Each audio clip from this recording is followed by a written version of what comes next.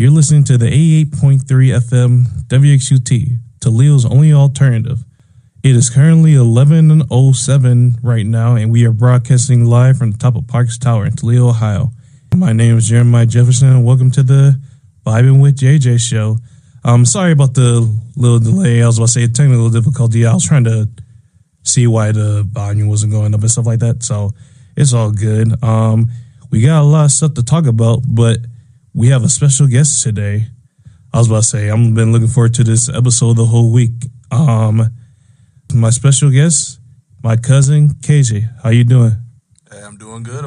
Happy to be here, man. Hey, be on the show. Oh, yeah. So, yeah, I'm excited. I've been excited about this all week. And, you know, we always talk about sports and everything like that. So, I was about to say, I thought you'd be a good guest to, like, be on. So, kind of if you want to, you don't have to go in that depth, kind of like, if you want to give like an introduction of yourself, of like who you are and everything, you can. So yeah, you can just say who you are and stuff.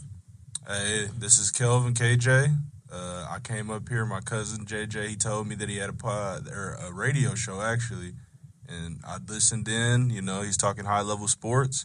He wanted to see if I wanted to come on here, and I told him, hey, I always come and talk sports with him, man. If you ever want to hear somebody that knows what they talk about, come talk to him. So I said, hey, I got to come on the show. Oh, yeah. Yeah. And then we always joke around talking about sports and everything like that. It's always a good combo whenever we talk and stuff like that. So, like I said, I appreciate you coming on to the show and being a part of this. For sure.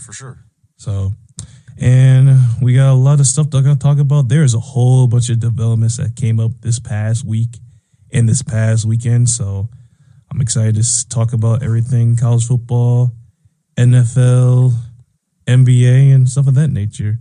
So, and before we start, I will say, if you ever do want to call into the studio, the number is 419-530-4455. Again, 419-530-4455. So if you ever want to call into the studio or anything, just call us and we can answer. So, all right, we're going to get into these college football games and college football development. So the first thing that I guess I could talk about is Auburn's coach, Hugh Freeze, just recently got fired, and he went 15-19 overall, 6-16 within the conference, and his buyout was like, I think at like $16.5 million. I'm about to say, there's been so many firings, like from Florida's coach, Billy Napier, James Franklin from Penn State, Hugh Freeze from Auburn, and so all these people are just eating. Brian Kelly from LSU. So there's just so many people buying out and like getting fired and stuff like that, and it's just crazy. I was gonna say, you know, with NIL, a lot of these teams, like you said, are spending a lot of money in order to bring these teams in. So if you're not producing, they're gonna like let you go because they're spending too much money on all these college players and coaches and everything to pay for it. So it's pretty tough. I was about to say, what is your reaction to like NIL and like all like the people that might get fired because of like the NIL and stuff like that? I've always felt like the players they provide so much revenue that they should be at least able to get their cut. But I will say that now with how big the contracts have gotten, it kind of feels like you said, like, I don't know, coaches getting fired and things like that. I think the schools just feel like there's more pressure now since they're paying these players that like, hey, we're paying these players, we're paying you, and you're not producing. But I want to ask you, do you think that the coach should have been fired? I know you said he's gone like 6-16 in the conference. They do play in a tough conference. I mean, they play a lot of ranked teams, but do you think that it was a good firing, or do you think they jumped the gun on that one? I don't know. I'm about to say, because I guess Auburn, ever since they had their one coach, like Gus Malzahn, which is the one year they faced Florida State in the national championship. You know, when they had when Alabama, the Auburn game, like that kick six, that was a crazy game.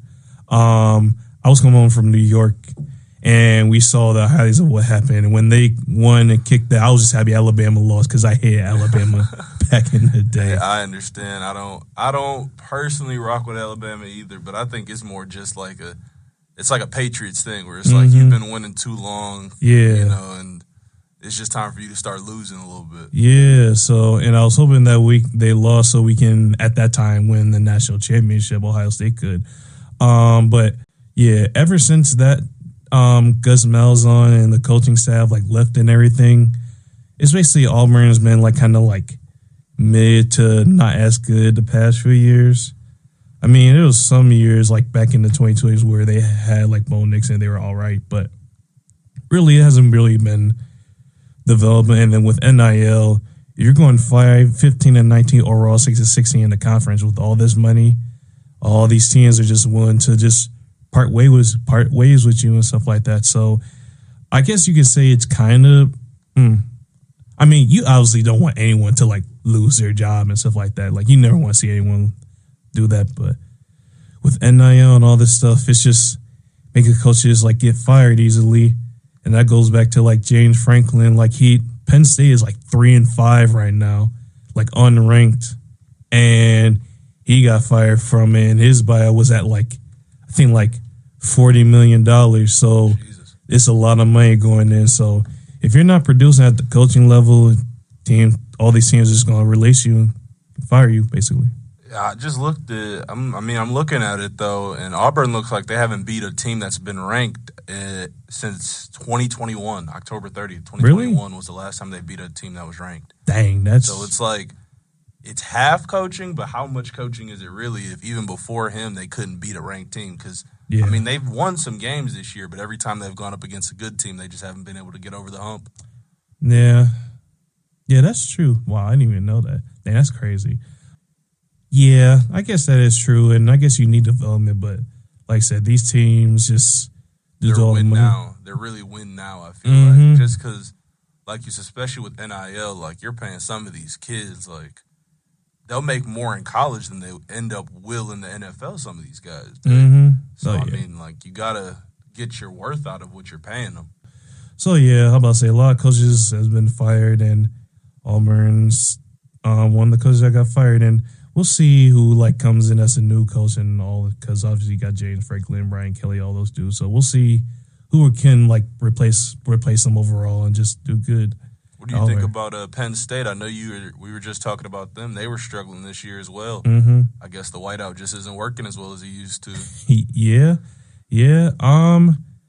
James Franklin, I feel like, because you know how he got fired from Penn State and stuff, right? Correct. He couldn't win the big games because ever since 2016, when he beat Ohio State, that's the last time he beat a top 10 team. Jeez. And overall against top 10 teams, he's like 4-21. So doing that year after year after year, and earlier they lost to like 0-4 UCLA. So, I mean, I think it was just like bound to happen, especially after this point. And then they were favored by like 25 points in that game against UCLA. And they ended up losing? And then the following game after that, they faced Northwestern, and they were favored by 20 points, and they lost again at home.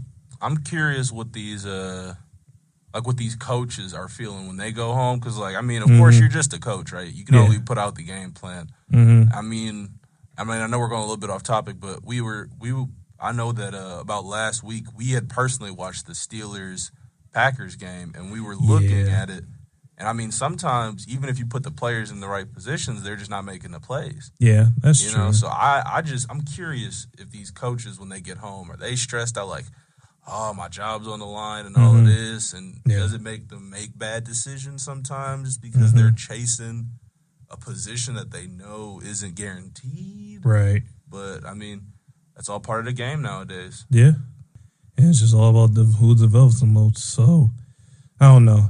James Franklin, Penn State has just been a messy year, which, since we're talking about Penn State and we could talk about this game, this transition to the game that happened this past Saturday.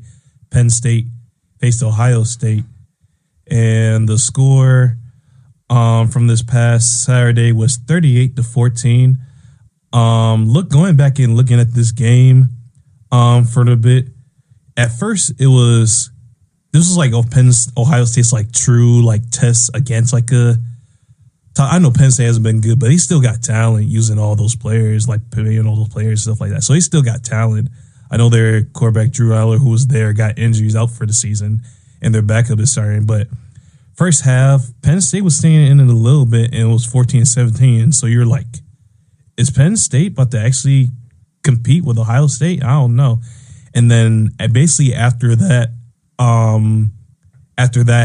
Ohio State basically locked down and just held Penn State to 14 points. I think they only had, at one point going into the fourth quarter, they only had, or like, I think towards the end of the game, overall, they had like 60 yards in total yards, Penn State did.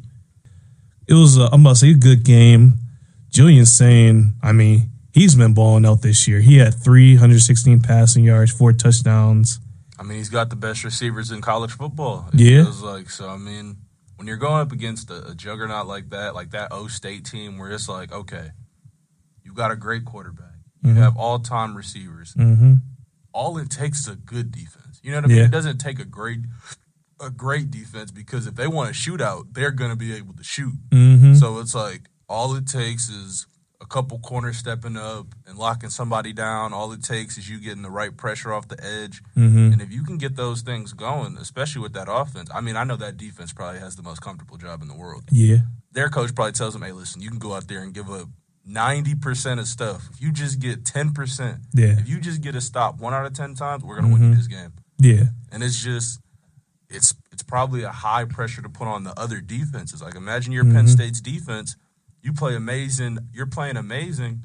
And this dude, Jeremiah Smith, runs up, catches it with one hand, his offhand, and you're playing perfect shade and defense. Like, right, what are we doing? Speaking of that, did you see Jeremiah Smith have that one hand? That's what I was that's what you were talking about. That's what I'm saying. Like, you're playing great defense on the guy. You got him exactly where you want him. Like, this goes back to that thing where I was saying with the coaches. Like, you're the defensive coordinator.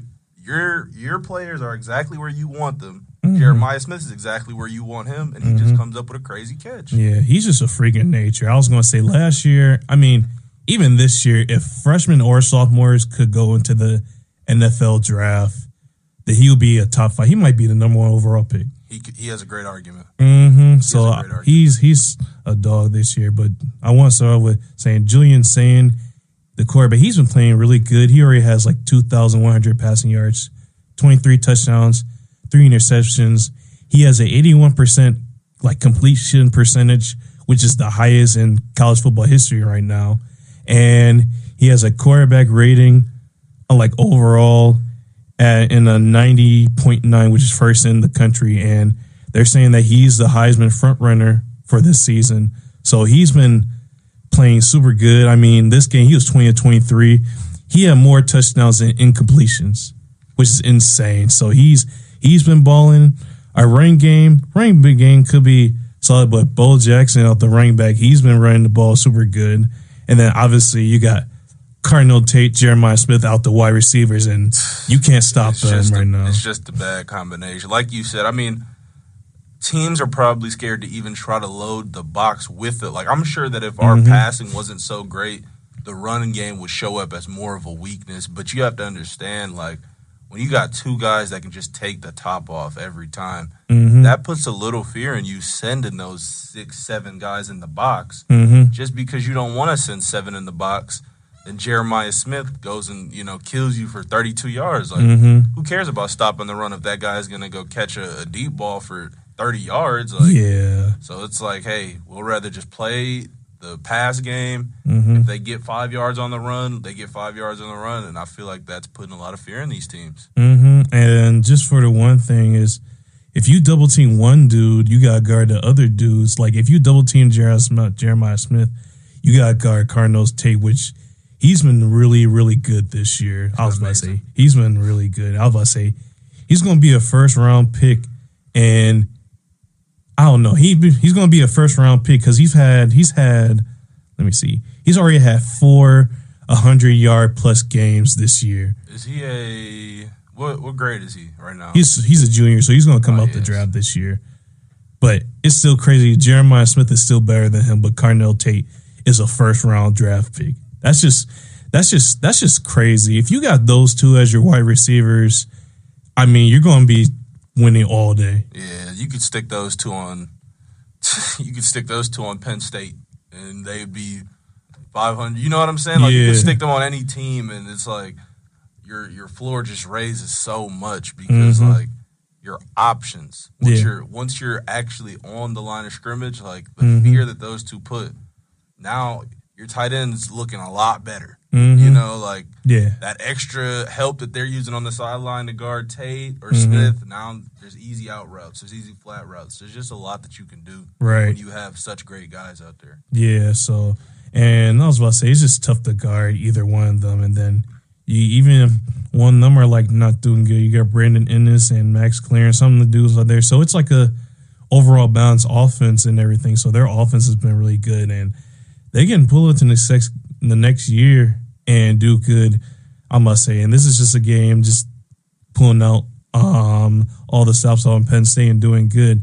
So the offense had a good showing, but I want to talk about this defense next.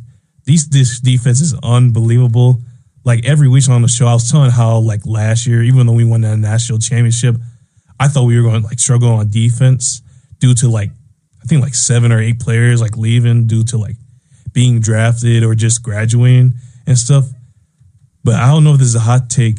This defense is better than last year's defense. Right now, they're only allowing like 6 points per game and everything. Amazing. That's the lowest since 1993. Right now, Ohio State's defense is one of the greatest defenses of all time right now. I mean, it's just hard to keep up, and it's like you're getting killed. And so you're trying to force the issue because, like, you know that running the ball won't win you the game. Yeah. So it's like, all right, we got to pass. We got to pass. And these guys are disrupting that every time. Yeah. And so it's like, all right, they scored. We got to go score. Right. They stop you. They scored again. Like, all right, now we really got to score. Like, we can't. Most teams don't get to play their game when they're playing O State. Like, because you got to play at O State's pace. It's like, this is going to sound like blasphemy, but it's like 15-16 Warriors where teams weren't able to play how they had set their offense up to play. They have to play the other team's game. Yeah. That's what O State is doing to people right now. They're dragging them. They're saying, hey, we're going to go score 40. What are you going to do? Right. And you're not scoring 40 on their defense. It's just too good. No, and they haven't. You're not scoring 14. Forget 40. Yeah. I was going to say, and the most they've scored is the team has scored against them is 16. So that's it's just. Yeah. Everyone, so I'm about to say, King Curry from defensive line, he's good. Arville Reese and Sonny Styles, I think they might have the best linebacker duo in the nation. And then you got obviously the best defensive player out the backfield in Caleb Downs. So Ohio State, they're showing you why they're national championship contenders and why they won the national championship this year. And Matt Patricia, he's basically playing like the Patriots defense with them, basically. And because he's just seen so much stuff in the NFL and seeing stuff in the Super Bowl and everything like that. So I must say, it's just really good. So Ohio State, they are really good. They're looking to carry this momentum to hopefully this year finally beat Michigan and win another national championship. So I'm excited to see how the rest of the season plays off and where they go from there. So I'm excited about everything. And Penn State, they just couldn't do anything. Like I said, Drew Aller went down with the season-ending injury, and so that killed their season. And then, Jaden Franklin being fired also. So it's just a mess with them, and it's just a rebuilding year for them. And look at how they do their future season. But the good game by Ohio State, and it's all about playing that last game of the year against Michigan. They've lost 4 in a row. I feel like this is finally the year because Ohio State, it doesn't matter who they play.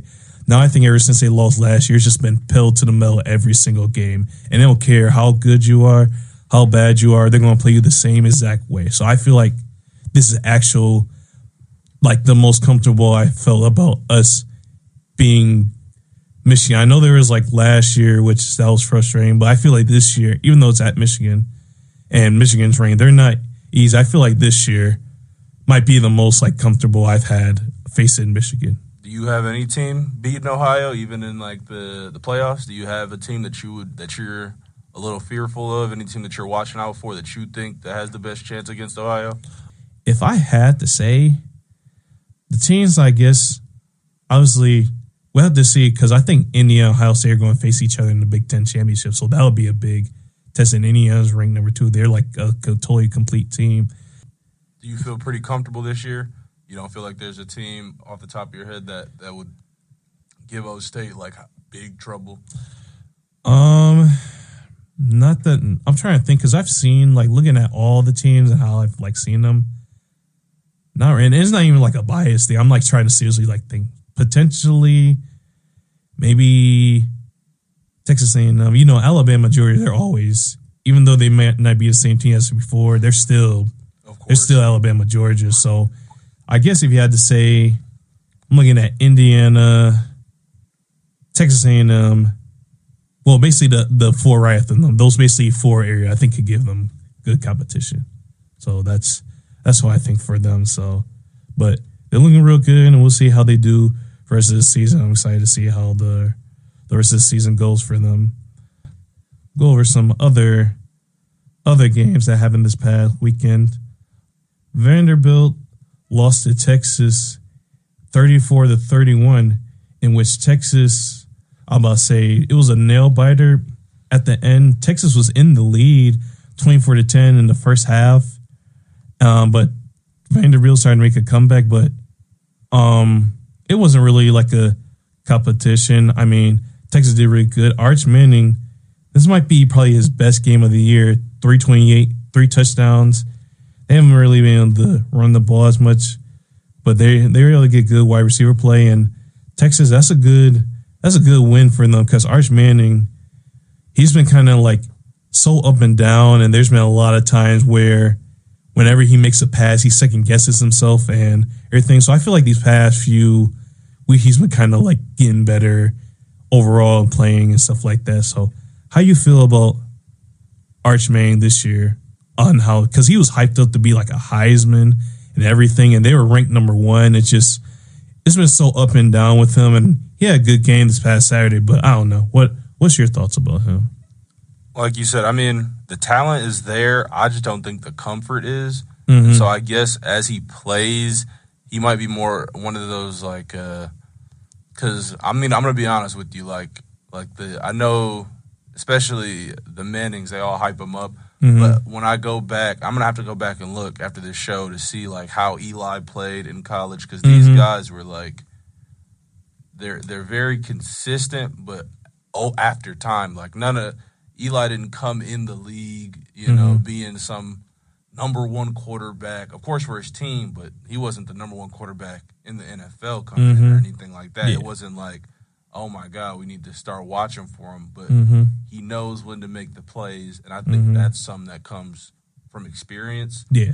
And I think that they just have a good idea of how to use their experience to win them games. Yeah. So I think as Arch gets that experience, he might be able to use that to win himself more games. Yeah, and like I said, I feel like one more year of him, like him coming back next year to play, because I think pretty sure he's a junior. Or no, he's a sophomore, sophomore. So I feel like one more year, I mean, like maybe 2 more years, 1 more year of him staying in college would help him a lot because it's been up and down for him. So I feel like if he gets another year of like development, that'll help him out and everything. Because they have a good coach, Steve Sarkisian, and their defense is pretty good. It's just about him and just being more consistent and just trying to go through his progressions like good. And so it's just, I must say, I feel like he needs more time still. And you give him like another year or 2, I feel like he'll be fine in my opinion. I think I pretty much agree with what you're saying. Like you said, time is going to be what allows him to eventually be the player that I think that they're hyping him up to be. I don't know if they're going to be, if he's going to be as great as they think he will, just because I think they might have a little bit biased because he's their family member. But I do see the talent. Yeah, I see it though. It's just more of a progression thing. So as he progresses more, I feel like he'll be better overall. But it was a good win for them, and they needed this win because if they lost, their college football playoff hopes would have been down the drain. Because I feel like overall, if you had 3 losses in in college football, I think you're going to be out in the playoffs. 2, you're there, but if you have 3 losses, I don't think you're going to make it, in my opinion. I know there's like 12 teams, stuff like that, but most likely, I don't think there's never been a team that's won 3 losses and made the playoffs before. So I feel like, I think maybe like Boise State last year with Ashton Genty in them, but other than that, there's never been any 3-loss teams that made the college football playoffs. So I feel like if you were to lose the 3 games this year, and you might need a whole bunch of stuff to help you out with that, but I don't think if you have a 3 loss, I think your season you won't be able to make the college football playoffs. But we'll see though. Texas gets a win. As for Vanderbilt, Diego Pavia, he was really good. He's been really cocky the whole season, which he's been really confident and stuff. But he played a good game, 365 yards with 3 touchdowns, and Eli Stowers had a $146. And Vanderbilt, I can't believe I was saying something last week. If you would have told me that Vanderbilt would have been a top 25 team like even 3 years ago, I wouldn't have believed you. If you would have told me that Indiana would be at the top 10 and Vanderbilt would be in the top 25, I wouldn't believe you because we never seen those teams be good before, like ever in my life. Because Indiana is number 2, Vanderbilt's number 16. So I was about to say, if you would have told me that even 2 years ago, I wouldn't have believed you, in my honest opinion. And they said that when they won 6-1, like last year, it makes sense. When they won 6-1 last week or 2 weeks ago, they said that was their best record in 75 years, Vanderbilt. So we've always seen them as like the bad team, like them being bad. Like basically if they face like Alabama with Nick Saban, they'll always lose. You don't expect them to beat teams. But credit to Vanderbilt and their coaching. They're picking up wins. And even though they lost to Texas is still a solid team. And they can still make the playoffs at being number 16. They only have 2 losses, so we'll see. We'll see how they goes. And Texas, good win. They'll be looking to move on this year. I'm looking over here at this Purdue-Michigan game, and it does look like, Michigan pulled it out, but total game, less than 300 passing yards combined for both teams. Yeah, and that's a good segue to go on that. Yeah, Michigan defeated Purdue 21-16. And this game, if you're a Michigan fan, this game is closer than what you wanted it to be. Michigan, they had a lot of young players. I think they're starting either 5 or 6 people like on the offense. And so I feel like with having a whole bunch of freshmen, true freshmen and redshirt freshmen, you're going to have like a bunch of up and downs and stuff like that. Especially like from Bryce Underwood. He's a true freshman. And so I feel like you're going to have a lot of up and downs when it comes to your offense, but against a Purdue team who's 2-6, you don't really want to be in it for that game. But credit for Michigan to like pull out like games like this and pull out a win like this. And Jordan Marshall, the running back, had 3 touchdowns with 25 carries, and I know they lost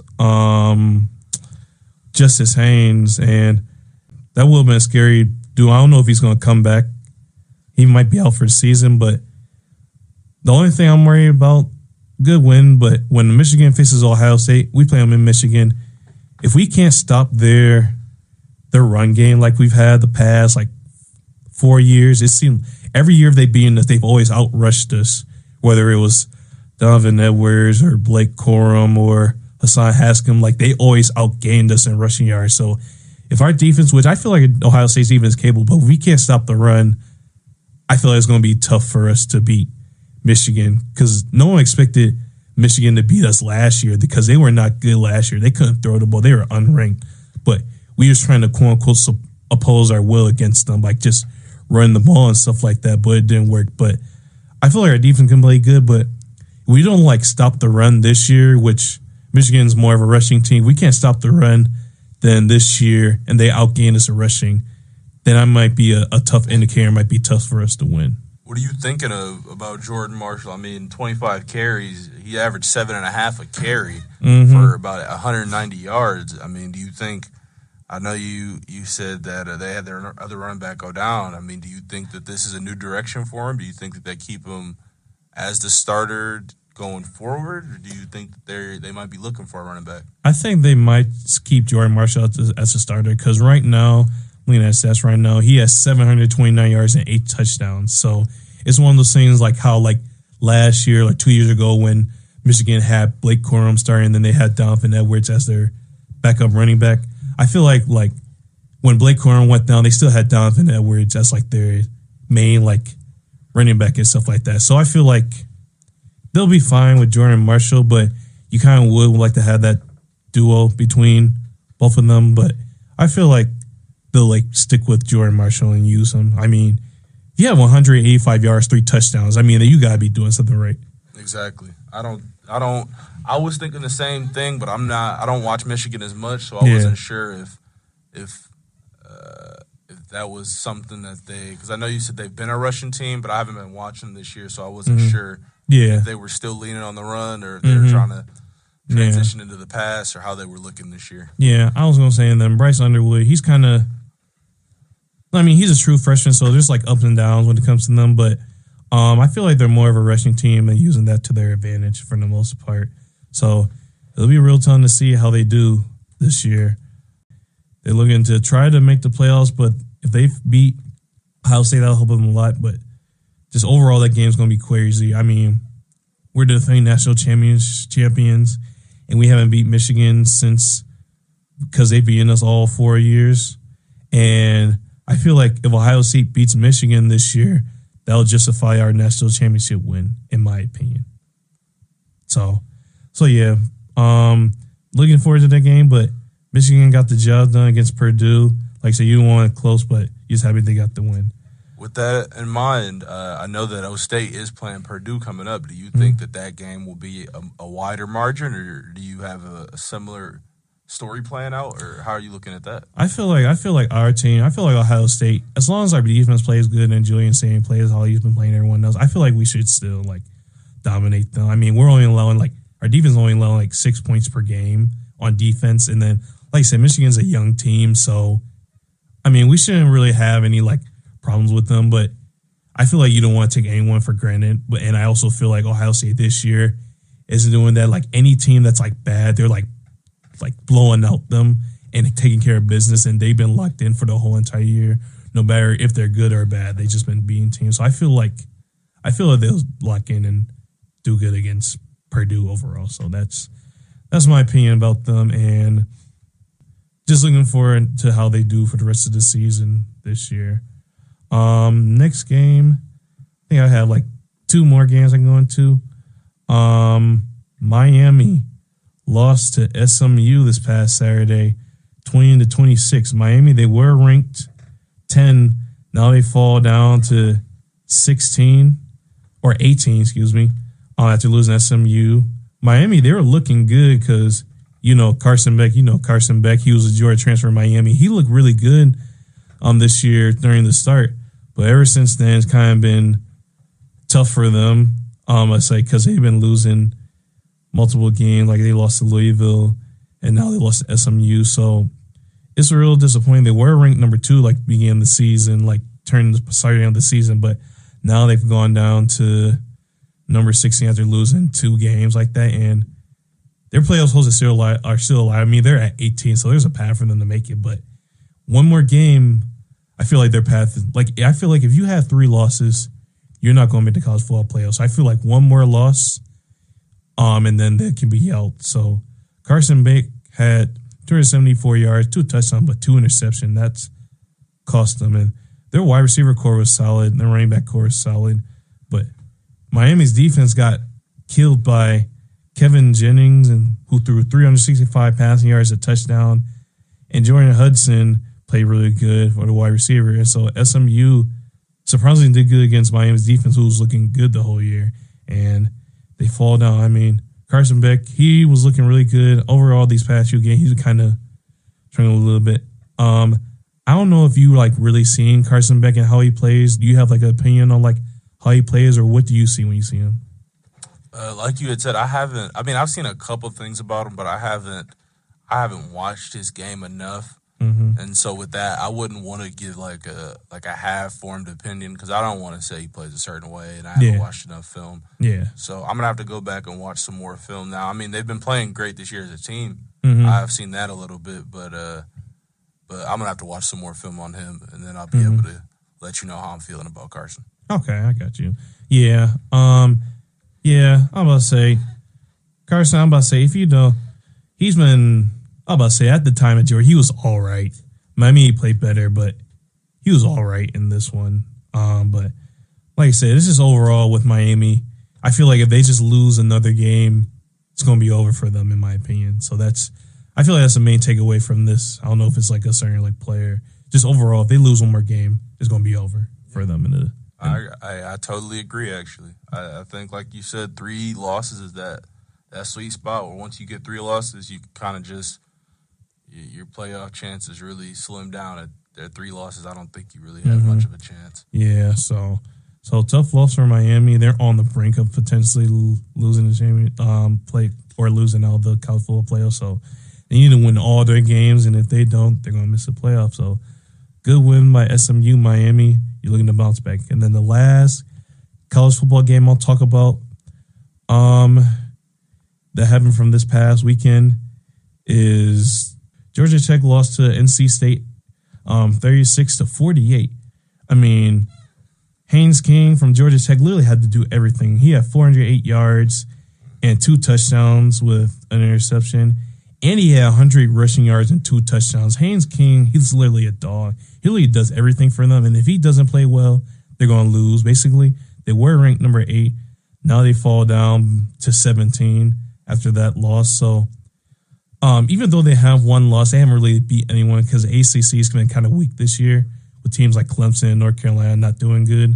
It's just been the ACC has been really disappointing. But Georgia Tech, they can still win it. I feel like since they had that one loss now against NC State, and they're like ranked number, number 17. I feel like if they have another loss to another team, I feel like they won't make the playoffs just because their schedule isn't as strong. But Georgia Tech, they're looking to bounce back and play into their next game. Their next few games this upcoming few weeks, they got Boston College, Pitt, and then Georgia. Now, I feel like if they can beat Georgia, that'll help them out, and they'll make the playoffs doing that way because Georgia's really good, and those rivalry games are always close. And I remember last year, Georgia Tech faced Georgia, and I think it went to like 7 overtimes. Yeah, it was crazy. So that was an insane game. You saw that game last year? I was watching. I didn't watch the whole thing, but when someone had told me how many overtimes it was in, I think it was like 5 at the time, I had turned it on, and I was looking from there. I was like, geez. I thought, last year watching that game, I thought once one team scored, like, I didn't think Georgia Tech was going to stay in the game. I thought just when Georgia scored, every time I was like, the game's over because Georgia's defense was still pretty good. So when Georgia Tech kept on scoring, I'm like, this is crazy. Yeah. I was like, I haven't seen an overtime game reach like that like ever before. So that game's always important, and we'll see if Georgia Tech can put a good fight against Georgia. And then last game, Oklahoma beat Tennessee this past weekend, 33-27.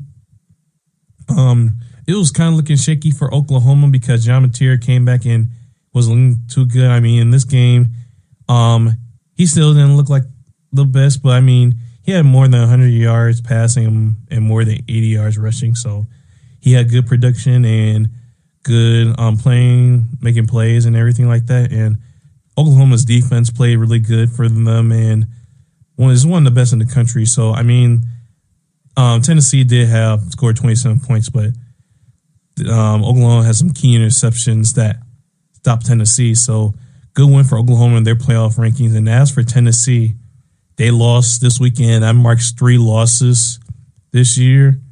Now they're down at 25. I feel like for them to I feel like it would almost have to be divine intervention with 3 losses at the 25th spot to make the playoffs. I feel like a lot of teams would have to lose in order for them to make it. I mean, Joey Aguilar, 393 yards, 3 touchdowns. I feel like they're going to have a lot of stuff to happen in order for them to make the playoffs, in my opinion. And I don't know, even if they win the rest of their games, that might be enough because I don't think they're going to make the SEC championship with those 3 losses. And you got Texas A&M, Georgia, Alabama, Ole Miss. I don't even think they're going to make the SEC championship. So they really have to have like a miracle happen in order for them to make it. So it's a tougher landscape right now. It's a real tough landscape this year. So mm-hmm. you can't make many mistakes and get into a championship this year. Mm-hmm. So yeah, especially this year, because I feel like when it comes to college football, this has like been the most interested I've been in a while, because it seems like every single game this year, like, you know how they say any given Sunday? Yeah. Like literally for this year, now it's any given Saturday, and anyone can like literally lose. Because I was saying before how all these NIL deals have made like people that like were like on the bench of like former teams go to other schools so they can be like the man. Even though their team might not be good, they'll still transfer to another school to prove themselves and prove why they're the man. So I feel that leads to like more upset and more close games happening. So I'll say, so it's kind of like any given Saturday now, and the college football has been tougher. So, but good win for Oklahoma to keep their playoff hopes alive. Tennessee, you're going to have a lot of stuff happen for this week. So that's all the games that happened this past weekend.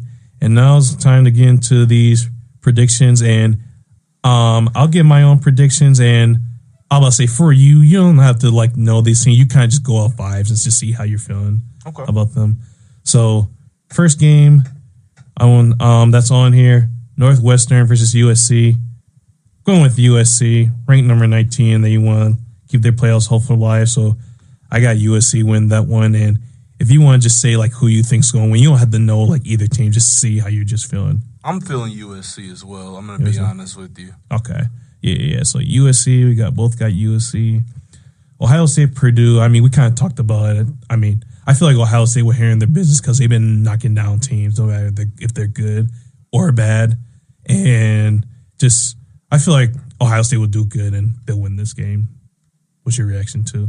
I mean, I've got Ohio State. I've got Ohio State winning out this year. Mm-hmm.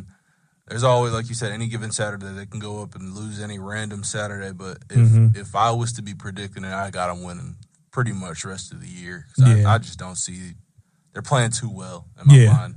I don't even think they've had a close game yet. No, I was about to say besides the Texas game, but that was like the first game of the season this year. So, and they were trying to play safe for Julian Saints since that was a big atmosphere. And stuff like that. They bounced back with that. The second week, Grambling, they did them a real bad way. Oh yeah, they blew them out super bad. I'm about to say it's just been blowout city. I mean, for the rest all this season, the points they have allowed is just 7 points, 0 points, 9 points, 6 points, 3 points, 16 points, 0 points, 14 points. Yeah, it's been bad. So they can't do nothing wrong on defense. So like I said, Ohio State winning that. They should take care of business this weekend. This should be an interesting game. Indiana versus Penn State. I'll be seeing if Indiana can pull this out. They're playing in Penn State, and I mean, like I said, you were saying how wild it never isn't working, but Penn State at home, it's still tough to play inside there. So I feel like I got Indiana winning, but something's telling me that could almost be like a trap game. It could be close for part of the game. So I got Indiana winning, but you never know. Penn State could make this an interesting game, in my opinion. We're going to go a split decision on this one then, because I'm going to go ahead and go Penn State. You going Penn State? I'm going to go Penn State. Wow. They're at home. I mean, I know they haven't been doing that well this year, but, I mean, these are legacy games now. Like, you can't. It only takes, I'm a firm believer, it only takes 2 seasons for a great program to turn into an okay program. Yeah. So once you start losing, you only got so long to start winning again. Because once you allow yourself to just be okay, how many teams from 2014, 2015 are we looking at and you'll be like, you sure they're not doing good anymore? Like, it's like, yeah, what happened to them? And I mean, there's less teams that are staying relevant than are becoming relevant. Yeah. And so, I mean, if Penn State loses, it's looking like the start of a bad season, and you only got so long to turn that around. So I'm going to just go ahead and go Penn State now. Yeah. Okay. Okay. I did not think you were going to pick Penn State. Wow. I had to go Penn State. Now I have to ask you, BYU versus Texas Tech. I'm personally going BYU, but how are you feeling about that? This is a close game. This is pretty close. I was thinking about this.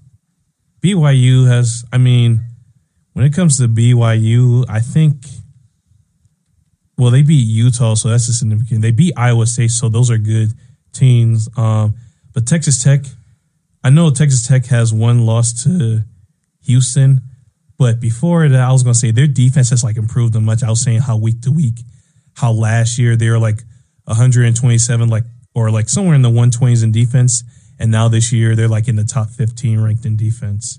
So I don't know. Both teams are good, and something interesting about BYU, their quarterback Bear Bachmeier, he wears the number 47 as a quarterback. 47 is crazy. You remember that one dude, Devin Bro, who wore number 33? I saw him. I was like, oh, yeah, he doesn't know how to throw. I was like, he can just run. I'm about to say, I can tell every time. Some people do that, but it's different now. They treat football numbers like basketball numbers. People just want the best number they can get. It doesn't even matter the position. You'll look up and be like, why is the safety got number 2 on? and it's just like, hey, he asked for number 2. He's the best person on our team. He's getting number 2. And it's like, hey, you know what? I can't argue with that. Yeah, that reminds me of like, you remember with Devin Garner, he wore 98? Yeah. I'm like, why the hell is he wearing 98? He's not on the line. He's about to be on the defensive line. Are you sure it's not a defensive lineman? That's a quarterback? It's crazy. Yeah, they're just out there asking for numbers. It's not going to be too long before someone unretires 00 and they got it out on the field. Someone's going to wear the number 100. Someone's going to have some outs. They're going to be like, I'm about to say, they're going to be like, why do you wear 100? Because I keep it 100% on the field.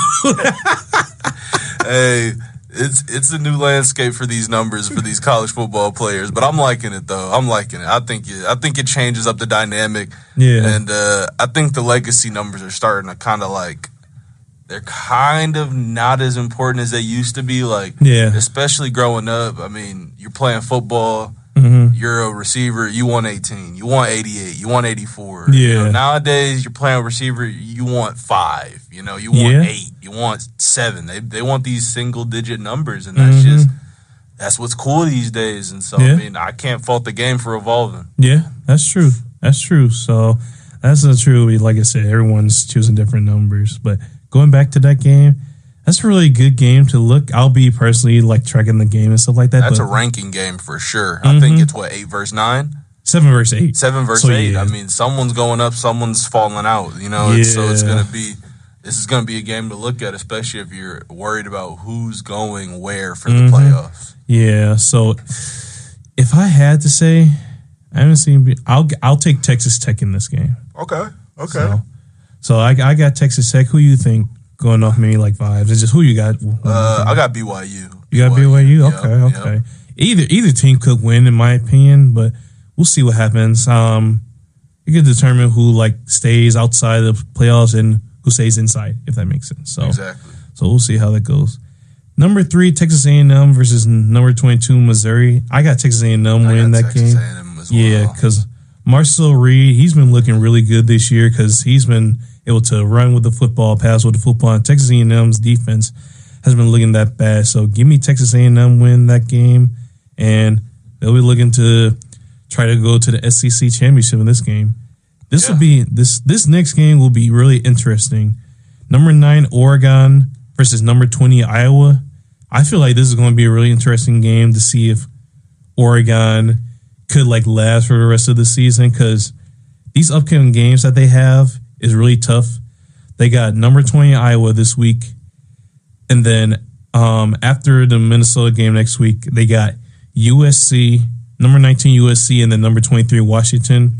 So it's like they need to win these games, and if they could beat Iowa, which we know in the past that Iowa, their offense was never good, but their defense is always good, and that's the same story this year. Their offense is like gotten better, but their defense is still their defense. They're always good every single year on defense. Yeah, it's hard. I mean, they're just one of those teams where it's hard to beat them because it's hard to outscore them. Mm-hmm. Yeah, so and it's just, it all starts with that defense, that dog defense that they've been having that for years. Mm-hmm. Yeah, so if I had to say, this will be a really interesting game. I won't be surprised if Oregon loses, but kind of looking, I got Oregon winning. I'm going to take Oregon as well. You know, Oregon? Okay, yeah. Now, in this next game, I'm going to upset you. Mm-hmm. Give me LSU. You got LSU over Alabama? I like any given Saturday. I like it. Yeah. I like it. You like that? Okay. I think LSU, I mean, I don't know. I think that they have a chance, you know, and in my mind, do I think they're going to win? Like, if I had money, right? If you put money on this table and told me to bet on one team, would I bet on LSU? Maybe not. Maybe not. Okay. But if it's just me and the vibes, I think LSU has a chance, and I'd like to see them win. Okay. And so that's why I'm going with LSU. Yeah.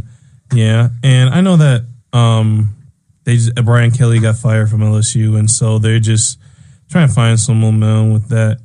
But I don't know. Alabama's just been on a roll. I mean, their running game, like Alabama's running game, has not been good.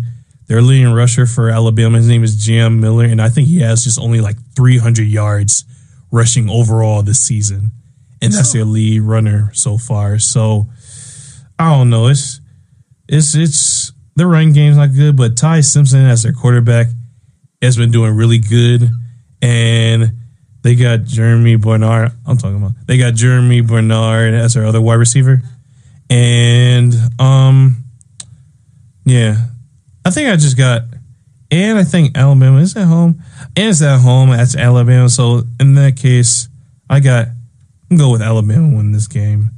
Okay. And then the last game, you know, since we're here at the University of Toledo, we can talk about this upcoming game that's happening tonight. Yeah, and there will be people calling this game. So make sure you tune in to the 88.3 WXUT radio station to hear all the action today. But Northern Illinois faces Toledo.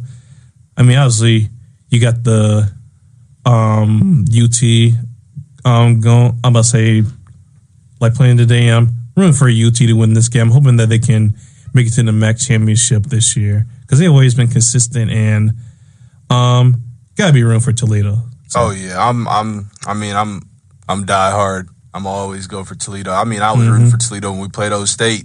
You know, I know we didn't have the greatest showing, but we showed up. So it's I mean, hey, but I'm going for Toledo. I got them over at Northern Illinois tonight. I know we've had last week we took that L to Washington State. I think this is a bounce back game, and I think we can get some momentum here and try to carry it out through the season. Yeah, for sure.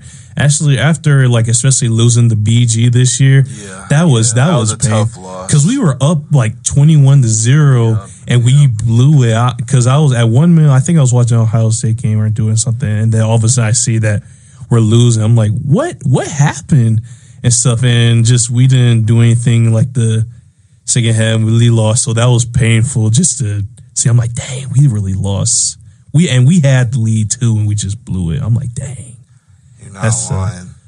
But give me Toledo win the game today and carry out the momentum for the rest of the season. So that's all college football talk. And we're going to take a quick 5-minute break and talk about everything NFL and basketball because there's a lot of stuff that transitions. But we're going to take a quick 5-minute break real quick, and we will be right back on the Vibin with JJ show. And we are back on the Vibin with JJ show. And now, after taking a quick little break, we're going to talk about stuff that happened in the NFL and kind of stuff that happened in the NBA. We're going to talk about some of the injuries. I'll go over them real quick. Won't be too long. Joe Alt. Also, I'm going to extend the show a little bit, so we'll go past 12:30. So I wanted to say that just to add more time and give more context to the show.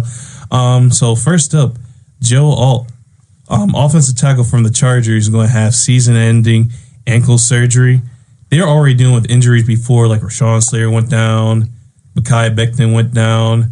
Now Joe Alt's going to be out for the season for the line. So Justin Herbert is going to have to do whatever he can to throw the ball as quick as he can. Because if you don't have an offensive line, you can't win. So that's a tough for the Chargers, and they're going to have to find another way to produce.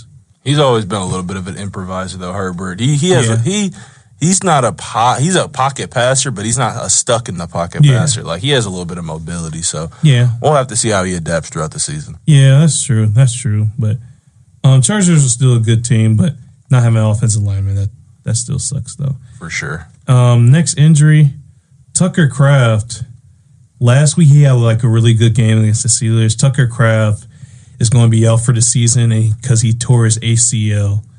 And that sucks for the Packers because that's another player option that Jordan Love lost. And he was looking really good as a tight end. Like, I guess he had like 7 catches for like 150 yards and a touchdown. So losing that from the tight end, that really sucks. I mean, they got other pieces for the Packers, and the Packers will be a good team, but losing him, that's a major blow for the Packers this season.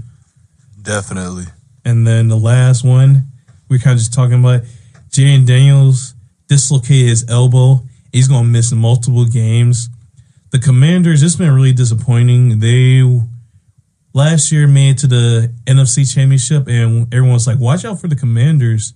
Might be a Super Bowl contender, and just due to like them being older and Jaden Daniels keep on getting injured, it's just fell out for them. Now they're 3-6, and I think they shouldn't bring back Jaden Daniels just because there's no way they can come back, especially in their division with the Cowboys and Eagles and stuff like that. I feel like it's just they might as well just shut it down for the season. Yeah, let him rest, recover, come back next year, see what he's looking like next year, because like you said, there's no reason to come back out and then try to get him to play as we are because it's just like, I mean, you got him out. Marshawn Lattimore just got injured. Yeah. So it's like, are you going to try to fast track both of them to come back on a team that's, 4-8 or something just so that you can get a couple wins at the end of the season? I don't think so. Right. I think you let them come back next year, and then, I mean,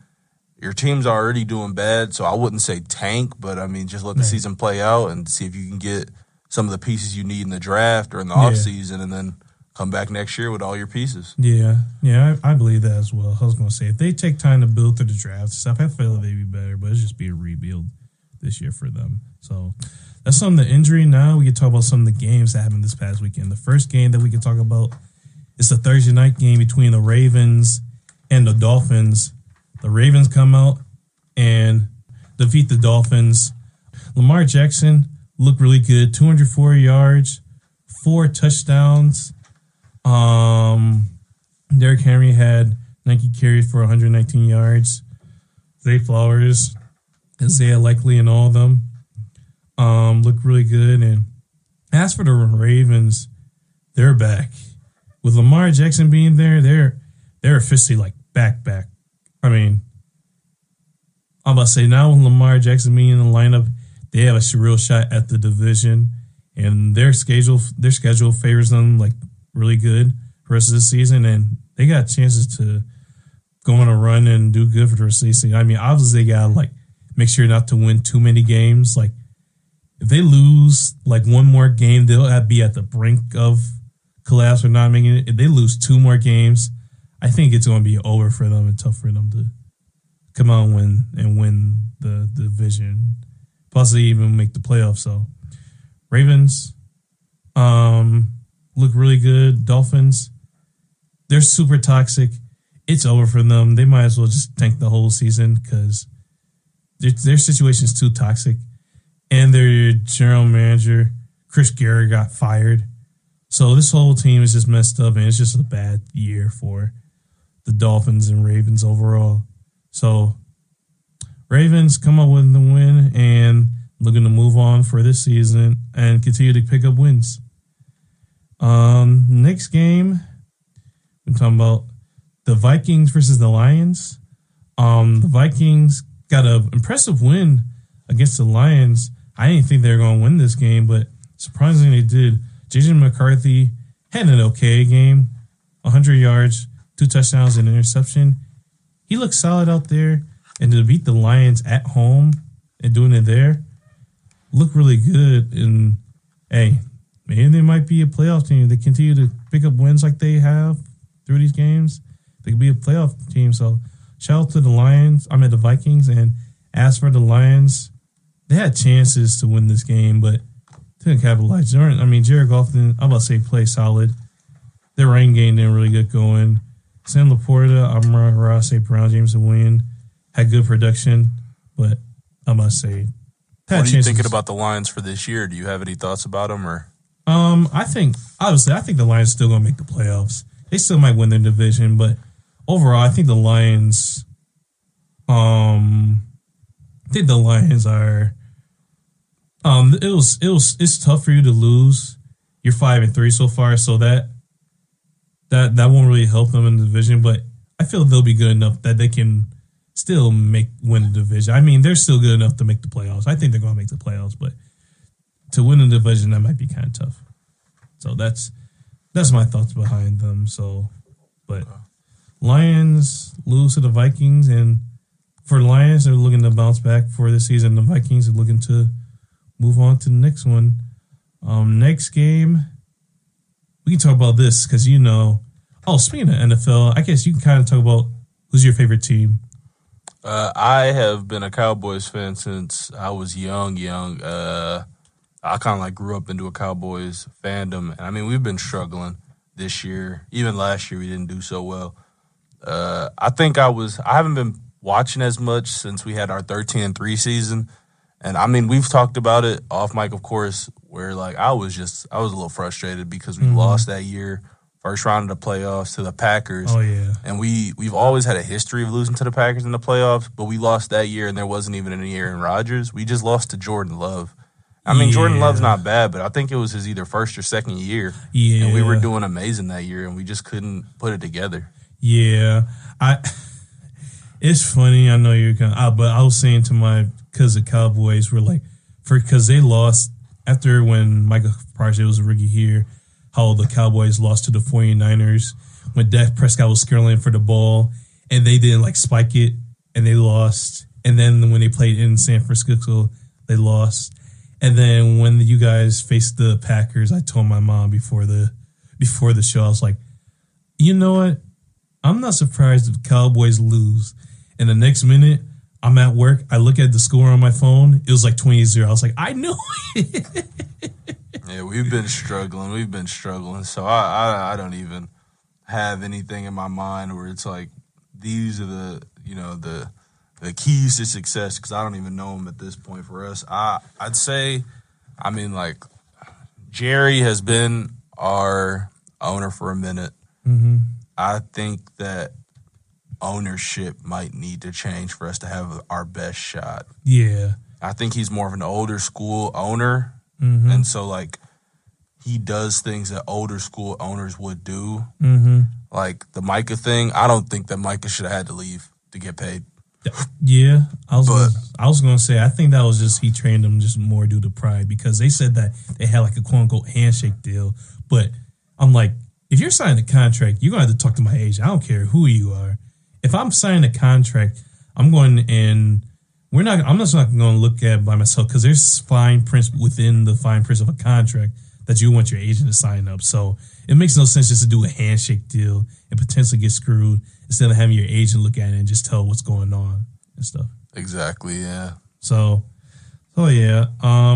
He's a Cowboys fan, and I know they've been kind of struggling. Their offense is good, but their defense hasn't been good this year. But we'll see how they do, and we'll get back to them later because they got some trades that happened with them, and we had to talk about the Monday Night Football game. But I guess we can talk about our team.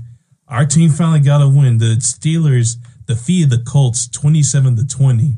Now, this was surprising. I was about to say, he sat down and watched the Packers-Steelers game. I kind of like told him how like we looked and stuff like that. We did not look good. Like some of the tackling that we did during that game and just us like not pressuring the quarterback. Jordan Love had 0 sacks on him and just all that, just not all the tackling and stuff like that. I was just telling you how like that's how all our games is. And literally, I was about to say before this game against the Colts, we were 30th in overall on defense, 32nd in pass defense, 19th in rush defense, the most expensive defense in the league. And I saw something that said that the current defense before that was like the worst defense in the Steelers era. So it's like, so I'm like, if we lose the Colts, I was like, I'm not surprised. And watching this game, my dad with Sean, my dad listening. We were watching the game, and first drive when they got the ball, they immediately scored. Then we had a chance to score when they bopped the punt, but they didn't score. And once again, the Colts were driving down the field. I'm like, man, they're about to lose. Oh wait, actually we do got a caller. Hold up. Hello, caller.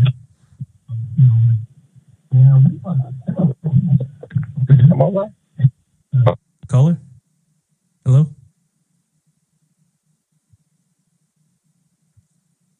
Hello? Oh, okay.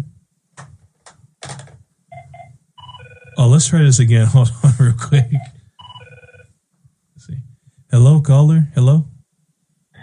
Yes, this is your dad. I want to know, do you think after this win, can we run about 2 wins off now? Wait, say that again. What'd you say? Since we won this game, how do you think we're going to do the next 2 or 3 games? I was going to say we should do good. I was about to say if our defense can be consistent like how it was on Sunday and we get sacks like we can, like we should, and our defensive players like our cornerbacks and stuff plays good, I feel like we should realistically, how our team is, we could beat anybody. But, we shoot ourselves in the foot a lot. But I feel like if our defense can play really good, then I feel like we can win a lot of games. I feel like you won't win a lot of games because you can't have that inconsistent. Y'all step up, people talking about y'all, and the next y'all suck and step up again. Like, y'all don't have no consistency in your defense. So y'all going to lose probably the next game after the game because the teams that's not real strong, y'all don't step up your defense strong. I agree with you wholeheartedly. You're going to agree? You're going to agree? I mean, did she lie at all? I mean, you just, the confidence is high after beating the Colts, but you had to hear him during the Packers game. He didn't have the same, he was complaining about missed tackles. And now he's talking about they could beat anybody. It's a complete 180. And I mean, I like the Steelers to just go ahead and lose out. Lose out is crazy. That's if I could have it my way, the Steelers would just go ahead. I mean, hey, I got you guys beaten. Let's look. We got the Chargers Sunday. Not them. I got y'all beating the Bears. I got y'all losing to the Bengals and the Bills. I have y'all beating the Ravens. Might be a good game. I actually do believe y'all have a good chance of beating the Ravens. You don't think we're going to beat the Chargers? I know. I'm hoping you don't beat the Chargers. Okay, I don't want to talk to a Dallas fan, so I'm hanging up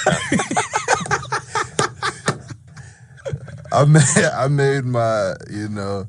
I made my position clear when I first got on. I like Dallas. I don't have any hate towards the Steelers. I just don't like them. Just don't like them.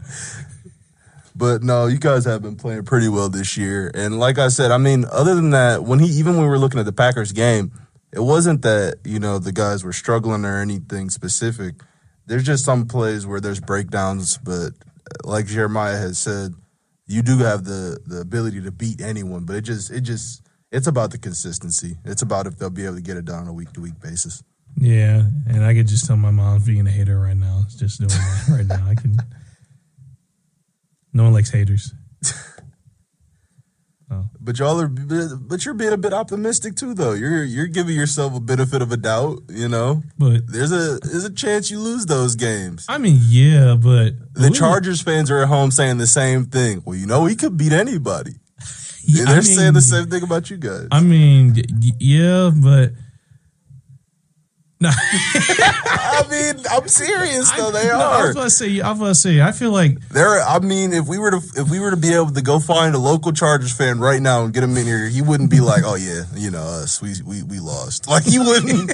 He'd probably be like, "I mean, we have the ability and we can beat anyone." And I think, like I said, it's more so just the consistency. And Steelers have always just been a hyper-consistent team. Yeah. Like, I mean, their peaks aren't that crazy high, but their lows aren't that low. And so it's like consistency is the name of their game pretty much. Yeah. I guess. Yeah, that's true. I don't know. But I'm being honest, like, you know, being real, not, you know, trying to be funny or anything. Like I said, I think you guys have pretty good chances against a lot of the league. Mm-hmm. I don't know where you'll end up because I don't watch enough games. Mm-hmm. But, I mean, it's clear you guys have a better shot than us this year. So, I mean, I would definitely give you that. Well, I was going to say, after the trade you guys got yesterday, that could change, which we'll talk about that in a little bit. I mean, I like the Quentin Williams. What are we talking about now? You want to? I can wait till we get to it. I know you got a couple more games that you want to talk about. Yeah, I was about to say, I'll go through the games quick, but like I said, good win. We needed that win against the Colts, which the Colts had like one of the best offenses like in the top 25 years. So good win by us. Our defense played really good. As for the Colts, they'll bounce back from this, and I see they can make the playoffs and be a deep team, especially with the Nard trade what they made. So I'll get back to that game later. I'll answer to the trade later. Next game, the Bears and Bengals game. Did you see that game? I did not. That game was absolutely insane. My mom's, I'm about to say, kind of salty about that game because the score was 47-42. Oof. And they were going back and forth. And at one point, I'll give you like the timeline of this game. So basically, it was 41-27. At one point, it was about to be 49-27, but because Tremaine Edmonds got like an interception. It was about to return it to the house. But someone stopped them and touched them. And I think the Bengals got stopped. Then, I don't know if they fumbled. I didn't watch this sermon. I think they either like fumbled or just stopped them. So the Bengals come down, score a touchdown, and I think they get the 2-point conversion. Then the Bengals kicked the onside kick, got the onside kick, then scored again. And then with 18 seconds left, Caleb Williams threw it to Colston Loveland with like 15 seconds to go. The Bengals defenders like bounced off each other. He ran in for game. And that's football. You know, what they say, if you don't like that, you just don't like football. If you don't like that, you don't like NFL football. Yo, that's funny. That's funny. But, man, Joe Flacco had 470 passing yards, and they still lost. They scored 42 points and still lost. You know how crazy that is? It's a different NFL, man. That gets you a win against 99% of teams in most eras, but today, you know, you might still lose. I was dropping say, 42 points. Man, put me out there. I'm getting that segment in there, dudes. Uh-oh, we got another caller. I think it's them again. Hello, caller. All right, talking about these Bengals. The bane of my existence. But I feel like, I don't know where we go from here. Like, Joe Burrow, he come back in December. Should we play him? Should we sit him? I say we sit him out and just lose the rest. Yeah, I was about to say, you guys should probably draft like a defensive player, some type of defensive player. Well, yeah, a whole bunch of defensive players. All defense. All defense. Just cut the whole defensive team. We're scoring 40 points, but you can't stop nobody. We never going to win. Yeah.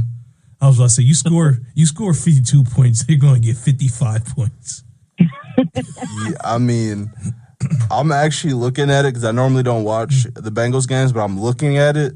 If I could just run down the scores that everyone's getting, 16, 27, 48, 28, 37, 27, 31, 39, 47. Dang. These are the scores that the teams are putting up against the Bengals. And I didn't know this. I'm just looking at this now.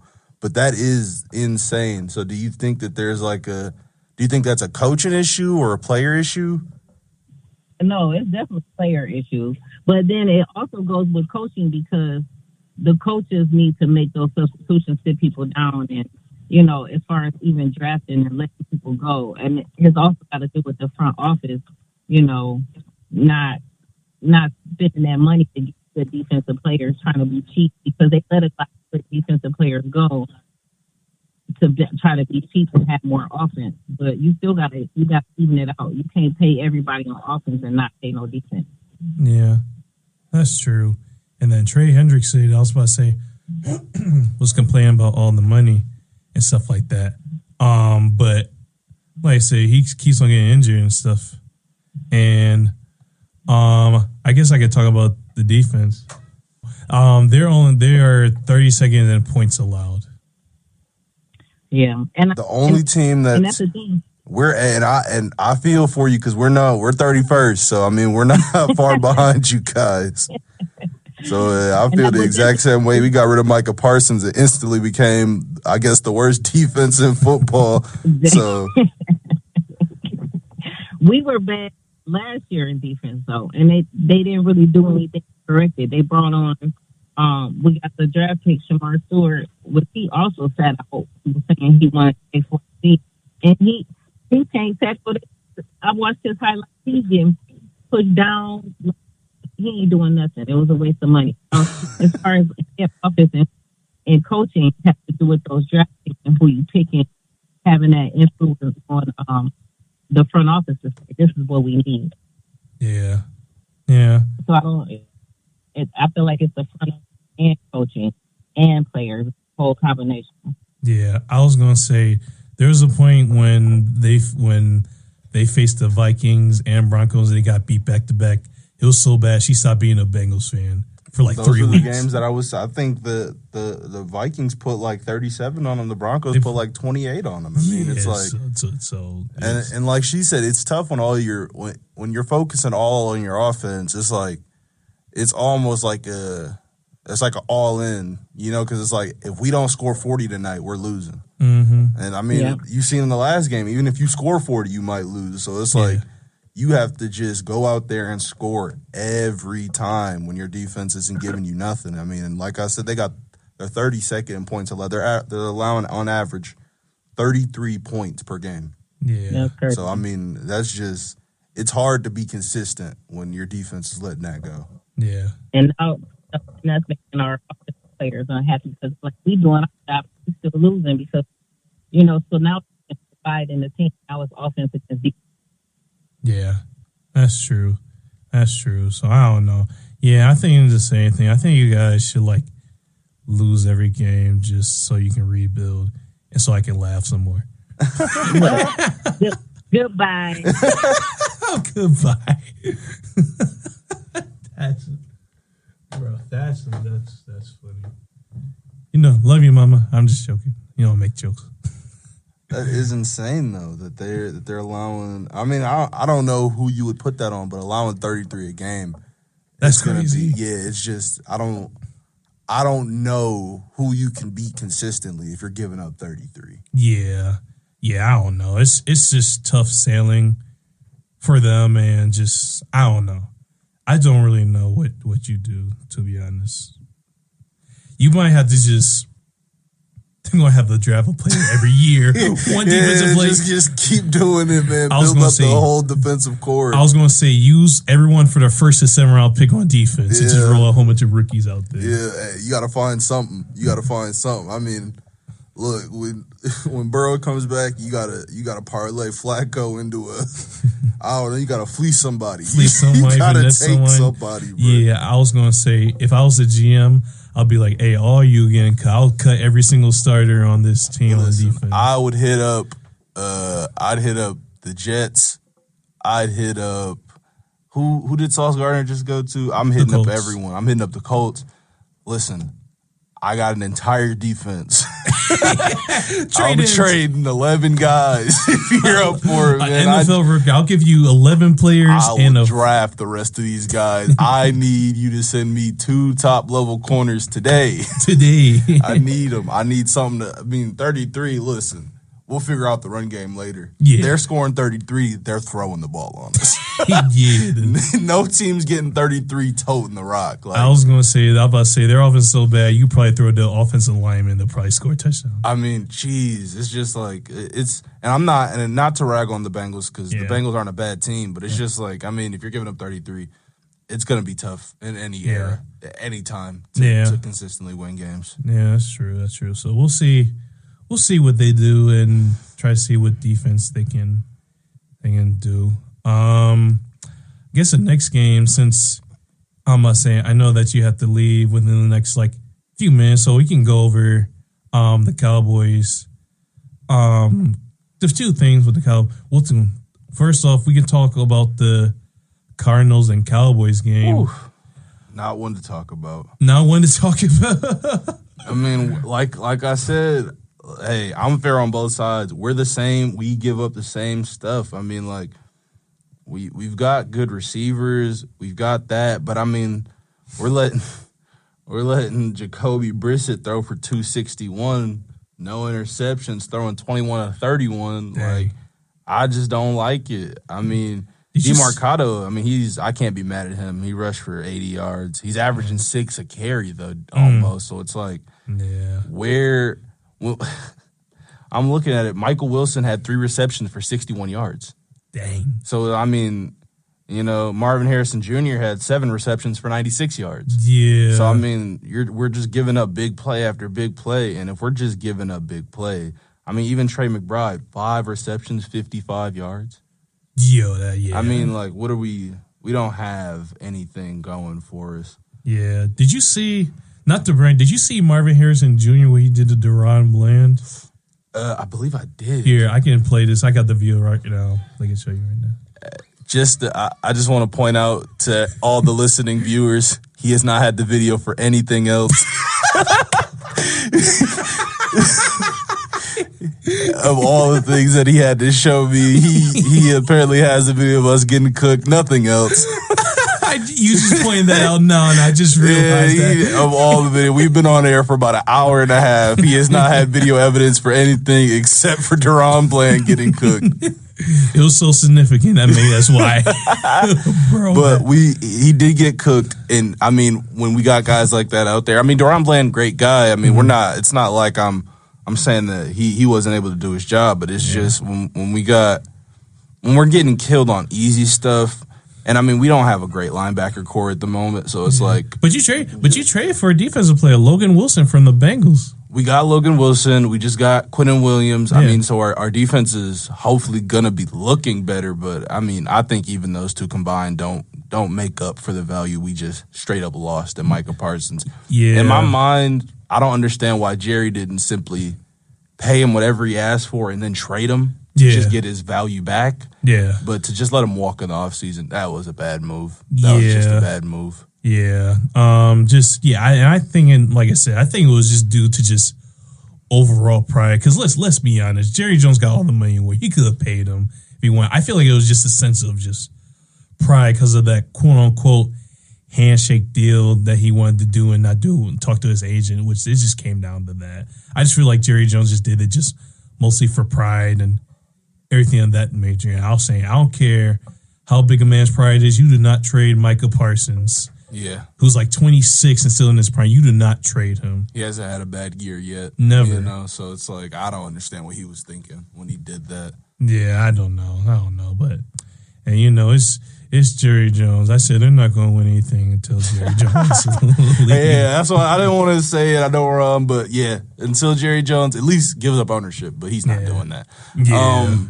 I know we only got a couple minutes left. Do you want to talk about some basketball real quick before I get up out of here? There's been some craziness going on in the NBA. Yeah. I was going to say, to be honest, we can spend with the time you're here. I was about to say probably when you leave, I'll talk about like the rest of the games and everything else that happened. But I was going to say, I guess we can spend this whole basketball talking about Victor Wembanyama. We can talk about Victor Wembanyama. We can talk about a lot of guys. Austin Reeves is averaging 30. 30 is crazy. Luke is averaging 40. You know what I mean? It's like, I mean, there's a lot of stuff. Yeah. I mean, literally, but I would say, Victor, I mean, he's looking great. Last game, he didn't play so well. I mean, parlaying into that, though, we're talking about Victor Wembanyama. You got the Lakers jersey on. I'm a Lakers fan. Mm-hmm. What are you thinking tonight, Lakers versus Spurs? Oh, they do play tonight? They play tonight, yes, wow, sir. That's perfect timing that we were just talking about. Wow, that's crazy. Yep. ladies and gentlemen, I did not plan that. I we just talked about that. Dang, that's cool. That's a good transition. I feel like, because I've been feeling the same way because it's like I'd love to call the Lakers, but the Spurs have been playing so good. Stephon Cass and Devin Vassell.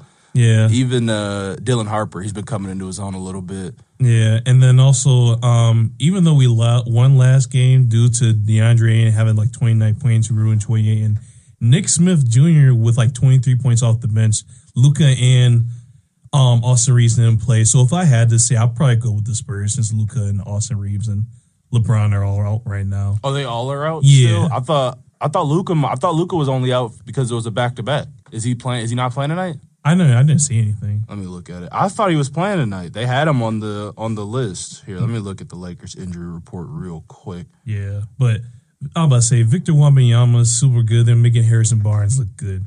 That's how you know he's looking good. And now I'm about to say they were undefeated at one point. I think there might be 5-1, 5 or 6-0. I feel like he's so good. Do you know? And he's so good on defense. Do you know how on my league?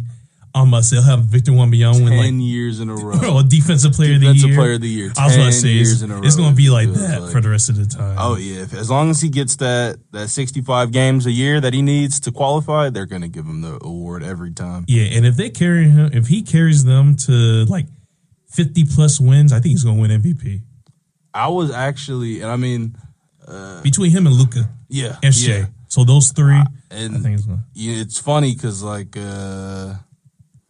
It's funny because like people now, it's like they don't want to give Wemby the same props that Jordan fans didn't want to give LeBron. Like you'll hear people and they'll be like, if there was an all-time draft, it would probably go like LeBron then Wemby. No, it would go Wemby. I'm sorry to say it. Yeah. I mean, the guy's 7'4", and I mean, what can you say he doesn't do? Exactly. He has no. I mean, technically, if you want to say it's passing, but that's not. I mean, for his size, he's still a good passer. What people will do is they'll look at someone who's been drafted and then look at what they did after the draft to then try to say that's why you should have drafted them. Yeah. But that's not how potential works on a draft level. Like when LeBron came out of high school, he was a great player, amazing player, all the hype in the world, but he wasn't the passer that we know today. Right. He's become a great passer over the time. Like, if you go back and watch his second, third-year Cleveland highlights, you're going to say, Jesus, this guy can jump. Yeah. You know, Jesus, this guy can run. You're not going to be like... But he can still pass, For sure. But you're not going to say it the same way that you would say in 2018. Yeah, that's true. You know, in 2018, you're like, Jesus, this guy can see the floor. How did he see that dude open in the corner with two people in front of him? Yeah, I was going to say, I remember the one game where he had, like, 30 points, 17 assists with 0 turnovers. And he'll do that, and he's that good. You know what I mean? Like, think about the Spurs in 2007. What did they do to him? You know, we're going to play him with 5 guys and make these other guys beat us. Not because LeBron can't pass, but because we're going to make him make passes that aren't perfect for the team. Yeah. You know, we're going to get this guy over here. We're going to get this guy over here. Yeah. Wemby, you can play him 5-on-1, but he might still dunk on you. Exactly, yeah. You know, so there's nothing you can do against him. I mean, when he did that tween step back on Derek Lively, I'm like, bro, that's crazy. I mean, it's unfair, bro. If I was guarding Wemby, I'll just go home. I was about to say, here, you could take it. Here's the ball. I was about to say, so he can literally do anything. There's no weakness that he can't do. You're right. You're actually right. And I mean, I'm waiting to see how he develops. I'm waiting to see, you know, I really want to see how the Lakers look this year. Like I said, Luka's out here averaging 40, and I just looked at the injury report. He's not on it. Oh, he's not on it? Okay. So I think he's going to play. It does say Austin Reeves is day-to-day. Okay. So he might not play, but if Luka's out there playing without Austin Reeves, he might give us 50. For real life, yeah. And did you know, this is hilarious to me, Austin Reeves, 5th person ever in Lakers history to have 50. Luka hasn't done it yet. That's crazy. That's crazy. 4 people before him, because when they said he was the 5th, I was like, oh, okay. It must be like Shaq, Kobe, LeBron, Luka. No, Shaq, Kobe, LeBron, Anthony Davis, Austin Reeves. Wow. So Luka has not had 50 in a Lakers uniform yet. Damn, that's great. He'll get 50, though. He will get 50, but it'll always be funny to think like he got it after Austin Reeves did. You know? It'll always just kind of be a little funny to think about. Yeah. Yeah, that's true. That's true. But I know you got to leave like in a few minutes. I'll let you go. I'm going to still talk within the few minutes that I have and stuff like that. But did you have any last questions for me before I get up out of here? Let me think. I mean, it can go through any of them: college football, NFL, or NBA. This is gonna be solely random, but I got a riddle for you. Okay. We're gonna leave on the funny note for you. So say this. So spell the word top and then say it one time. T-O-P, top. Say top 2 times. Top. Say it 3 times. Top. Say it 4 times faster. Top. What do you do at green light? You go. You got it. You gotta slow it down and think in times like that. I was about to say, once you slow it down, I was like, they'll be like, I'm not dumb. You stop. I'm not falling for it today. Okay. All right. I appreciate y'all having me on here, Jeremiah. I definitely appreciate coming on here, being able to talk to you, to you about these sports, man. Mm-hmm. So I mean, hey, if you need me to come back on here one of these weeks, man, you let me know. Okay. This was real nice. Nice. Maybe we can do a thing where it's me, you, my mom, and dad on here. Hey, we'll have to set it up one of these. Hey, that'll be super fire. I would like have that. Have to do like a special episode. Yeah. Especially because since I graduate this semester, maybe like during like the last episode or one of these last episodes, that might be the thing. Yeah, hey, let me know, man. Once again, I appreciate you having me out here. Mm-hmm. Sucks I have to get up out of here a little early, but that's fine. Like I said, I appreciate you having me out here, man. I enjoyed it. Yeah, thank you for coming on today. For sure. Always love talking about ball, so yep, I'll catch you next time. All right then, brother. And I'll catch you on the flip side whenever I see you. So I guess I'll go through like some of these games. I'm about to say that was good talking. I appreciate my cousin being on there, wanting to talk and stuff like that. So I appreciate you, KJ, for being on the show, and appreciate all the time we had. So we'll go through these other last few games since I'm talking about it. Got a few more games to end up because I'm gonna end the show at 1, and we'll go through the games quickly. Packers, Panthers. Panthers beat the Packers 16-13. Surprisingly, they won. Packers, they sold. I mean, they're so inconsistent. We don't know if they're good or bad. We don't know who's good or bad, to be honest. It's just so back and forth between teams. So Packers got to play better. Panthers, they're 5-4. Good win for them. We're going to see how they do. Packers can be better, and Panthers step up for the rest of the season. Seahawks Commander, I mean, there wasn't really anything to talk about. Sam Darnold at one point was 16-16 with 280 passing yards in the first half with 4 touchdowns. He's in the MVP conversation. There's nothing even discussed about. That was crazy. That's one of the craziest stat lines I've ever seen in my life. So, Seahawks dominating. They're one of the contenders in the NFC, and Commanders looking to rebuild because Jane Daniels broke his arm. Luke McCaffrey broke something. I think he's out for it. Marshall Moore towards ACL. He's out for the season. So not going to be good. Not good for the Commanders, and Seahawks handle business. Commanders struggled. Next few games that I can talk about, I got how many games? Oh, I got one more game I want to talk about. The Chiefs and the Bills. This is going to be a really interesting game. I mean, the Chiefs and the Bills, I picked the Chiefs last game. If the Bills won this game, I wasn't going to be surprised because the Bills always beat them in the regular season. But when they play in the playoffs, I'm picking the Chiefs because the Bills can never beat the Chiefs in the playoffs. Even though Josh Allen plays out of his mind in the playoffs, they just can't do anything against them. But Bills got a good win. They whenever they play the Chiefs, they're super motivated. And it was a good win by the Bills today. 28-21.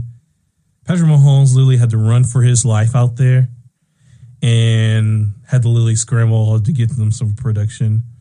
So, hey, the Chiefs. Even though the Chiefs are 5-4, they can just go on a run, be 13-4, and make it to the Super Bowl, win the championship. So they're one of those teams, almost like how the Patriots are. As for the Bills, they need this win, especially with the Patriots playing good and the Patriots, you know what I'm saying, like getting real consistent and beating teams and everything. So good win for the Bills. James Cook balled out. Josh Allen did his thing, and good win for the Bills. And looking to see how they do for the rest of the season. Chiefs, they're just trying to build some momentum and they got a tough schedule with these next few weeks. Like this upcoming week. Well, they have a bye this week, but after that, it's the Broncos at the Broncos. They got to play the Colts. It's at the Cowboys, which they play on Thanksgiving. Then the rest of the games, they got Chargers and Broncos again. So their schedule's not going easy. They're really going to have to win like all their games in order to win a division and make a number 1 seed. So those are all again. If I had to give my predictions, I'll give them real quick. Falcons, Colts. Go with the Colts. Patriots, Buccaneers. Going with the Patriots because they've been really good. Ravens, Vikings. I want to say Vikings because I want the Ravens to lose so the Steelers can secure their position in the AFC North. But I think Ravens will win. Rams, 49ers. The magic of the 49ers is telling me that they're going to win, but I guess I'll go with the 49ers. Us Chargers, I always got us. But Chargers, no slouch. If our defense doesn't play like how we did against the Colts, we'll probably lose. But if we can play consistent like that throughout the Steelers-Chargers game, then I think we can win. The Eagles-Packers, that's the last game. I got us. I got the Eagles win that game because Packers look sloppy. But, hey, the Packers can win this game. It's in Green Bay, so they can win this game. And we could talk about these next few trades that happened. Jalen Phillips went from the Dolphins, got traded to the Eagles. That's a really good trade for them. This adds to their defense even more. It makes them more dangerous on the defense. Because, you got Nolan Smith, Jalen Carter, Dean, I think Jacoby Dean. I think he's down there. I forgot. And then Jalen Phillips is going to bolster their defense a lot and make them much more dangerous on defense. So good trade for them. Logan Wilson for the Bengals, the Cowboys. We talked about it, but I don't know if that will work because Logan Wilson, he got benched. He was on the bench of the Bengals defensive roster. Now, if you got moved to the bench on the Bengals, that's how you know you're cooked. So I don't know how it's gonna go. Maybe he'll produce, but who really knows? Because he's been good. Their stats have been good in the past and be able to tackle, but I don't know. We'll see how they do. Kobe Meyer from the Raiders to the Jaguars, that helps them out. That helps Trevor Lawrence a lot because I know they got Brian Thomas Jr. Travis Hunter's injured and stuff, but Jacoby Myers help beyond there is going to help their offense. Their defense has been really good this season, but their offense, this will really help their offense a lot. And then the final trade, Sauce Gardner got traded from the Jets to the Colts. And you know what? I do not blame them for making this trade. They're trying to go all in now. And having Sauce Gardner back there, having Sauce Gardner, when everyone gets healthy in the defense, Sauce Gardner, Javarius Ward, Kenny Moore, and someone else. I forgot who it was. But that's a good defensive back duo, like corner and safeties. And that will help them a lot. They're going all in, and I like those moves for them. That's pretty good. And A.D. Mitchell from the Colts to the Jets. A.D. Mitchell, his potential is like guy high. I think he could be a consistent 1,000-yard receiver for the next few years, which I don't blame the Colts. They have 3 good wide receivers. They got Tyler Warren and Jonathan Taylor at the backfield. So I think that's be good for them, for their team. So, and the Jets are just trying to fully rebuild. They got multiple first-round picks, and they can use that to rebuild and switch their team around. And the same thing, the Cowboys, they got a lot of picks on their hands. So I guess they got some, like, if I had to give like 50% value, 55% value for the Michael Parsons trade, but it's still not good enough because you trade Michael Parsons stupidly, Jerry Jones. So yeah, but that's literally everything for today. I think today might have been my most entertaining episode for sure, with all the laughs and jokes and everything like that and all the talk. So good talk for today. And now we're going to finish with the dad joke of the day. So I guess I could say, what's orange and rhymes like a parrot? A carrot. This is the Vibin with JJ show, and have a good day.